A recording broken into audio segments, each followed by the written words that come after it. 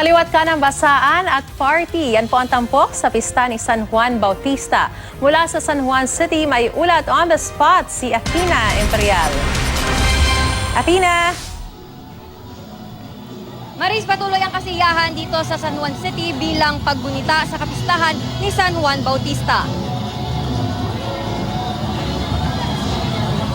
Matapos bendisyonan ng mga karosa, nag-umpisa na ang parada na pinangungunahan ng mga bumbero. Ito na rin ang simula ng tradisyonal na basaan tuwing pista. Game na game ang bawat isa. May kanya-kanyang hose, tabo at water guns ang mga residente at nakikipista.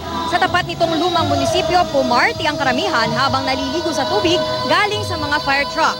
Pinagkaguluhan si Mr. International 2014 Neil Flormata na nag-topless sa gitna ng parada. Sa gitna ng kasiyahan, paalala ni Senator J.V. Ejercito na dating mayor ng San Juan.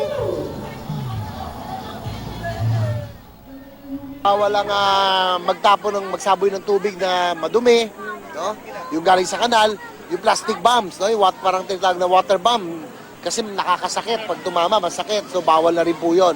So, at meron na tayong oras.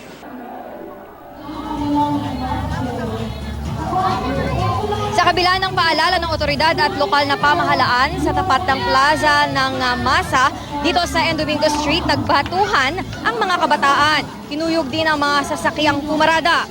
Pero sa huli, wala namang nagkapikunan. Maris, patuloy naman ang inter-barangay dance competition dito sa plaza ng Masa sa San Juan City habang naliligo naman sa tubig galing sa fire truck ang mga manonood pati na rin ang mga performers. Maris? Mukhang ikaw hindi ka pa nababasa dyan, ha? Happy Fiesta sa San Juan. Maraming salamat sa iyo, Athena Imperial.